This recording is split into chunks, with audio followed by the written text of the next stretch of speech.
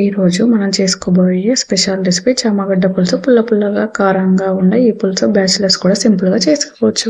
So చిక్కగా రావడానికి కొన్ని టిప్స్ కూడా చెప్తాను. వీడియో లాస్ట్ వరకు అయితే చూసేయండి. అలా చామగడ్డను అయితే ఇలా కుక్కర్ లో ఒక విజిల్ వరకు పెట్టి అయితే ఇలా పొట్టు తీసి కట్ చేసుకొని పెట్టుకోవాలి. ముందుగా చింతపండును కూడా నానబెట్టి పెట్టుకోవాలి. ఇప్పుడు ఒక స్టవ్ ఆన్ చేసుకుని ఒక గిన్నె పెట్టుకొని అందులో ఒక గుప్పెడైతే నువ్వులు వేసి మంచిగా ఫ్రై అయితే చేసుకోవాలి. నువ్వులు మంచిగా చిట్టపట్టలు ఆడినప్పుడే తీసుకోవాలి. అప్పుడే చేదుగా ఉండకుండా పులుసు అనేది చాలా బాగుంటుంది. ఇప్పుడు అదే ప్యాన్ లో ఒక స్పూన్ ఆయిల్ అయితే వేసుకొని ఒక ఆనియన్ కట్ చేసుకొని వేసుకోవాలి. ఇలా వేసుకోవడం వల్ల పులుసు అనేది చాలా చిక్కగా టేస్టీగా వస్తుంది. ఆనియన్ వేసి మంచిగా ఫ్రై చేసుకున్నాక ఇందులో అయితే 2 రెమ్మల కరివేపాకు కూడా వేసి మంచిగా ఫ్రై అయితే చేసుకోవాలి. చామగడ్డ జిగురుగా ఉంటుందని చాలా మందికి తినడానికి ఇష్టపడరు. ఒక్కసారి ఈ ప్రాసెస్ లో చేయండి, టేస్ట్ చాలా బాగుంటుంది. ఇందులోనే వెల్లుల్లి వేసుకోవాలి. దగ్గర ఉంటే వేసుకోవచ్చు, లేకపోతే స్కిప్ చేసుకోవచ్చు. ఒకసారి అయితే ఫ్రై చేసుకున్నాక ఆఫ్ చేసి అయితే ఒక చిన్న ఎండు కొబ్బరి ముక్క అయితే వేసుకోవాలి.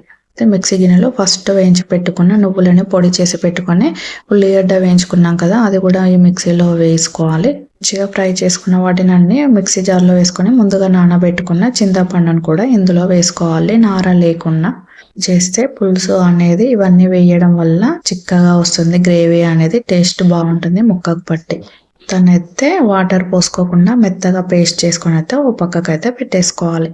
ఇంతకీ మీకు చామగడ్డ అంటే ఇష్టమా? మీరు పులుసు పోసుకుంటారా లేకపోతే టమాటా వేసి కర్రీ చేసుకుంటారా? కామెంట్ చేయండి. ఇప్పుడు స్టవ్ ఆన్ చేసుకొని గిన్నె పెట్టుకొని 2 స్పూన్ల ఆయిల్ అయితే వేసుకోవాలి. ఆయిల్ కొద్దిగా వేడి కాగానే ముందుగా కట్ చేసుకున్న ఆనియన్స్, కరివేపాకు, పచ్చిమిర్చి వేసుకొని మంచిగా ఫ్రై అయితే చేసుకోవాలి. పులుసు వేడివేడి అన్నంతో కాకుండా జొన్న రొట్టెతో కూడా చాలా బాగుంటుంది. మీరు ఎప్పుడైనా రొట్టె చామగడ్డ పులుసు కాంబినేషన్ ట్రై చేస్తారా? లేకపోతే వెంటనే ట్రై చేయండి, చాలా బాగుంటుంది. ఇందులోనే అల్లం వెల్లుల్లి పేస్ట్, పసుపు అయితే వేసి పచ్చివాసన పోయాక అయితే మంచిగా ఫ్రై చేసుకోవాలి. సో అనగానే ప్రాసెస్ ఎక్కువ ఉంటుందని చాలా మంది చేయడానికి ఇష్టపడరు. బ్యాచిలర్స్ కూడా ఈ ప్రాసెస్ లో చేస్తే చాలా సింపుల్ గా ఈజీగా చేసుకోవచ్చు. ముందు పేస్ట్ పెట్టుకున్నాం కదా, దాన్ని కూడా ఇందులో వేసుకొని 1 గ్లాస్ ఆర్ 2 గ్లాసెస్ అయితే వాటర్ వేసుకొని మంచిగా ఓసారి అయితే కలిపేసుకోవాలి. మంచిగా కలిపేసుకొని ఓ 5 మినిట్స్ అయితే లో ఫ్లేమ్ లో అయితే కుక్ చేసుకోవాలి దీన్ని మొత్తాన్ని అయితే. అన్నప్పుడు పులుపు ఎక్కువ ఉంటే టేస్ట్ చాలా బాగుంటుంది. ఇందులోనే ఉప్పు, కారం వేసుకొని మంచిగా కలిపేసుకొని మరొక 2-3 మినిట్స్ అయితే లో ఫ్లేమ్ లో అయితే ఉడికించుకోవాలి. సిమ్ లో ఉడికించుకోవడం వల్ల పులుసు అనేది మంచిగా దగ్గర పడుతుంది. ఇందులోనే కొద్దిగంత జీలకర్ర మెంతుల పొడి, ధనియాల పొడి కూడా వేసుకోవాలి. పులుసు ఎప్పుడైనా చేసేటప్పుడు జీలకర్ర మెంతుల పొడి వేస్తే టేస్ట్ చాలా బాగుంటుంది. మొత్తం అయితే కలిపేసుకొని లో ఫ్లేమ్ లో కుక్ చేసుకోవాలి. మీరు కావాలంటే చామగడ్డలు బాగా జిగురు అనిపిస్తుంది అనుకుంటే ఆయిల్లో ఫ్రై చేసుకొని కూడా వేసుకోవచ్చు. అలా కూడా టేస్ట్ చాలా బాగుంటుంది. చూసారు కదా 5 మినిట్స్ తర్వాత ఎలా మరుగుతుందో పులుసు అనేది. ఈ పులుసు బాగా మరిగినప్పుడే చామగడ్డలు వేస్తే టేస్ట్ చాలా బాగుంటుంది. ముక్కకు పులుసు అనేది పట్టి ఇప్పుడైతే చామగడ్డలు వేసుకొని మరొక 5 మినిట్స్ లో ఫ్లేమ్ లోనే ఉడికించుకోవాలి.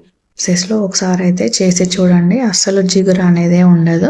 నా ఛానల్ ఫస్ట్ టైం చూస్తున్నట్లయితే ప్లీజ్ సబ్స్క్రైబ్ చేయండి, లైక్ చేయండి. సింపుల్ టేస్టీ హెల్తీ రెసిపీల కోసం రిషికాస్ కిచెన్ ని సబ్స్క్రైబ్ చేసుకోండి. ఇప్పుడే 5 మినిట్స్ తర్వాత మంచిగా ఉడుకుతున్నప్పుడు ఇందులో కొద్దిగంత పుదీనా, కొత్తిమీర అయితే వేసుకొని ఒక 2-3 మినిట్స్ అయితే మంచిగా ఉడికించుకోవాలి. అంతే, ఎంతో సింపుల్ గా ఉండే చామగడ్డ పులుసు అయితే రెడీ. బ్యాచిలర్స్ కూడా ఎంతో సింపుల్ గా ఈజీగా ఇలా చేసుకోవచ్చు చామగడ్డ పులుసు.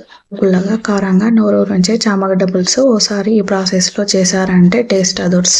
మీరు చామగడ్డతో ఇంకేం రెసిపీ చేస్తారో కామెంట్ అయితే చేసేయండి. ఇంకో రెసిపీతో మేము ముందు